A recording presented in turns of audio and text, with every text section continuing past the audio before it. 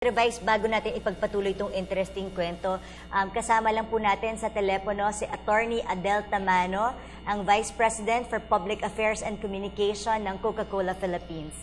Attorney Adel, good morning. Hello, good morning po at maraming salamat po for this chance to para makausap po kayo.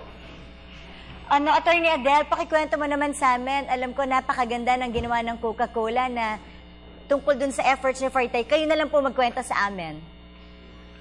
Sige po. Well, unang-una, I want to say that Coca-Cola is one with the country in this time of need, no? And our thoughts and our prayers go out to lahat ng mga survivors po ng Typhoon Yolanda. Yung Coca-Cola po sa Pilipinas, marami po tayong ginagawa para makatulong. Unang-una, through the Coca-Cola Foundation, we are working directly with the DSWD, the Armed of the Philippines and the Philippine Red Cross. At nagdo-donate po kami ng tubig and other beverages.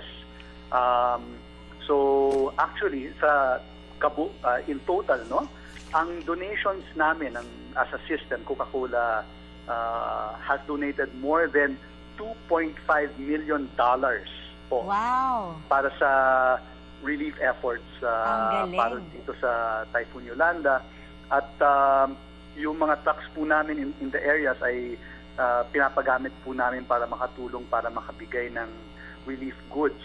Yung sa tubig po at sa beverages po, para lang malaman ng mga nakikinig, naka-donate na po kami. Ang bilang po namin is 129,000 cases. Ang dami nun, ha? Opo.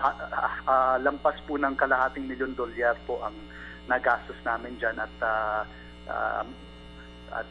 talaga na hindi naman tama itong, this word is not perfect, pero na in a way masaya po kami na nakatulong po kami sa lahat ng mga survivors po at lahat po na nangangailangan.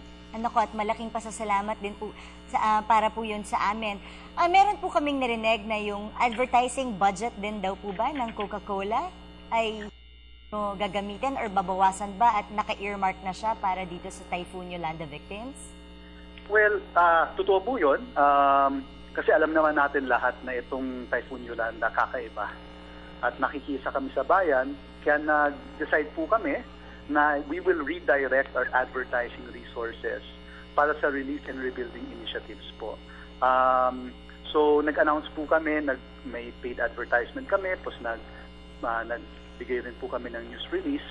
So starting November 18, we are putting on hold lahat ng advertising commitments namin. Kaya wag po sana magulat yung mga consumers namin. Baka sabihin nila, bakit walang mga commercial yung Coke? Pinapaliwanag po namin na nakikiisa kami sa bayan at naniniwala kami na at least for now, no, yung mga resources na gagamitin namin sana para sa mga TV, radio, print, billboard, or digital na advertising, bibigay na lang natin para sa relief and relief efforts.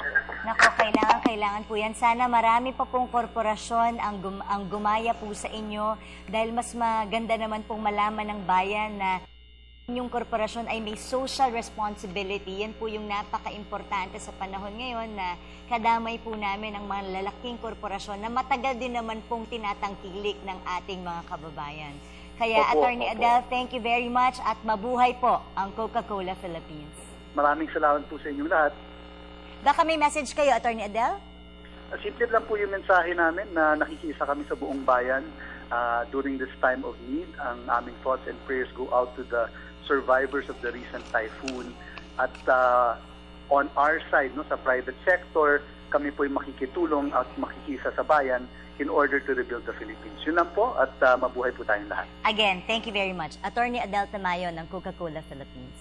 So, Vice, di ba? Ang ganda nakakahanga po yung ginawa ng Coca-Cola Philippines. Actually, yung pamilya namin nabuhay sa Coca-Cola. Di ba? Ang tatay ko nagtrabaho dyan sa Coca-Cola. This is a classic example of give back to society what society is actually giving you. Correct. Diba? At napakalaking bagay ho yung gesture at yung donation ng Coca-Cola dun sa mga typhoon victims. Anyway,